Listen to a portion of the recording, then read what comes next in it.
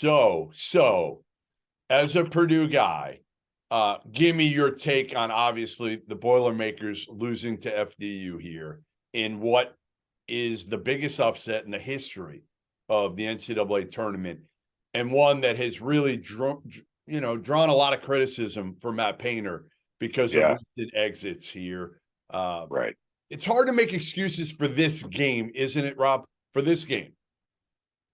Yeah, but I mean, I think not to throw the players under the bus too, but you're wide open. Like, you're wide open shooting these shots. Yeah. I think more so the concerning part has to be for Purdue that this is 3 consecutive years of losing to a double-digit seed.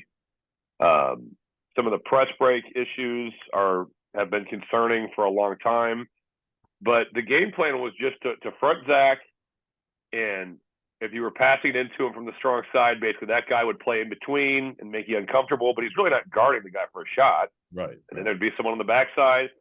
I saw videos where there was 4 FDU defenders around Zach Edey, and all you got to do is skip the ball and shoot an open shot. All these Purdue fans have been out and they're saying, well, why don't we do something else? Why don't we adjust? Why don't we what should we start doing Mason Gillis ISOs that we haven't seen all year long? These are shots I could make. These are shots I could make. Right. I'm saying they're horse shots. They're wide open. And I get it where you're like, all right, well, if you're missing, maybe you try something else. But if you're getting open threes for shooters that you feel are capable, the Braden Smiths, the Fletcher Lawyers, the David Jenkins, Mason Gillis. Mason Gillis made 9 threes in a game when Micah Shrewsbury did the same exact thing. He made 9. Shoot the ball. Shoot the ball. Right. In a way, I'm like, well, just make a couple of these. We're not even talking about it. And if you make a couple early, FDU's probably like, all right, we can't do this. We can't just totally sell out and stop Zach. We've got to also, but my biggest concern with this is, and it was a little bit with St. Peter's, and I have still never watched the St. Peter's game because I was doing the Kansas-Providence game at the same time, and I never wanted to watch it. I never will watch it. But from everything I've heard about it, St. Peter's is small, much like FDU. In North Carolina, the game after Purdue against St. Peter's just totally physically imposes their will on them.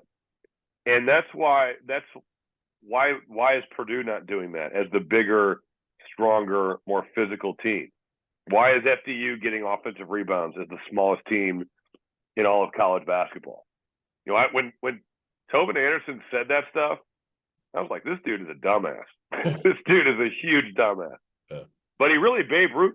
He called a shot. He did. Which is pretty impressive. By the way, he just took the Iona job. He just took the Iona really? job. Yeah. But you could see the pressure just building and building and building. And I don't know why that's been the case the last couple of years. I saw it against North Texas. I think I didn't watch the St. Peter's game. Well, did that happen against St. Peter's? Rob, it's easy because now I know some of these guys are freshmen. They didn't go through it last year, but the Ethan Mortons, some of those guys, obviously Mason Gillis did. So you get tight. You get tight because and the arena turns. The arena turns on you, and all of a sudden, even though it's a pro Purdue crowd, probably it really becomes where all other fan bases are rooting against you. Which is Matt Painter, here's my question. Here's my big question. You guys ever get tired of trying to prove that you won an argument, that your takes weren't hot, they were right? Well, I have an answer to all of your problems. Vaulted is a new sports prediction app that turns your opinions into facts. You can store all of your predictions and hot takes in your vault now and forever. Challenge your friends, keep track of the results, and prove that you are, in fact, the smartest. Vaulted will also be releasing more than 50 pools during the NBA playoffs. So download the app at the link below for your 3-month trial. Store your predictions now and keep them forever. Today's episode is presented by Underdog Fantasy, the easiest place to play college basketball's pick'em, where you get real cash prizes simply by picking player stats in this weekend's games. In pick'em, all you do is pick whether a player will go higher or lower in Underdog's projected totals. That's points, rebounds, whatever. If you're like me and you think Marquise Noel is going to go absolutely nuts this weekend, pick higher on his points projection, throw in a couple of other picks, and if you hit them all, you can win 20 times your money on a single game. Underdog's slick mobile app is easy enough that dummies like Jeff Goodman have even figured it out. So go to underdogfantasy.com or download the app and use the code FIELD, FIELD, to get a 100% deposit match up to $100. Get in on the madness now. Guys, bad news. My bracket is busted and has been busted since the first day of the NCAA tournament. But don't worry, because if you're like me, you get a second crack at this. Run Your Pool is hosting a Sweet 16 pool for us. There's $500 in prizes on the line for our Sweet 16 challenge. So you get to compete against me and Fanta and Terrence Oglesby and everybody else on the field of 68 one more time. So make sure to check out Run Your Pool if you need to host any bracket challenge or pool moving forward. They have more than 50 game types for every sport that you can think of, from a traditional bracket pool to things like survivor games to head-to-head games, and my personal favorite, squares. Everybody loves squares when it comes to March and the Super Bowl. The scoring is customizable, and you can tailor your rules to your liking. So make sure you go to play.runyourpool.com/field68. That's FIELD 68, and get your picks in before the Sweet 16 tips off. Does Matt Painter have to pivot a little bit? He loves the bigs. He loves the traditional bigs, and they've worked for him in the regular season, as they have for a lot of other programs. Kentucky, Illinois. This is a question not just for Matt Painter, but I think for a lot of the Big Ten and Kentucky. And yeah, I don't know. I am at a loss for now. I will say I think I'm as convicted as ever in thinking that the Big Ten, for a lot of its struggles, it's been that we don't have elite pro guards. I'm looking at Arkansas, who I saw last week, and it's like, holy shit. They have beasts. Yes. And I'm not even talking about Nick Smith. Right. He looked very average. Or no, below you're talking average. about Ricky Council out of Ricky the portal. Council, Jordan Walsh, yes. beast. Anthony Black. And Anthony Black was just okay. It was more so Council and Devo Davis. Those guys. And Council came out of the portal a couple years ago from Wichita, Rob. Think about all the good Wichita State players, Dexter Dennis and yes. Ricky Council, who were in Des Moines looking like studs and had gone to the SEC. Kind of post Greg Marshall, right? They stayed an extra year or two. Painter tried for Nigel Pack, but that's the thing too. Right. I don't think Purdue was in a place with NIL then to get a lot of the better players. You're talking about Courtney Ramey, Tyrese Hunter, Jameer Young. I think they recruited a lot of guys, but we were not in a place at NIL. I think at Purdue to really be a player. I think that it's in a better spot now. I'll say this, Rob. Whether or not you got those guys, you should be beating FDU. No, totally. You should beat them. You should beat them. You should overwhelm them. Totally. They're a bunch of 6'4" dudes. Yes. You know, they're 300th in KenPom. Yep. They grade out from a metric standpoint as a bad basketball team. Now I'll give FAU a game. I was going to say if FAU just punks these dudes, you would have to look at yourself and be like, how did this happen? I'm going to defend Matt Painter here. I'm going to defend Matt Painter, and I said this the other night.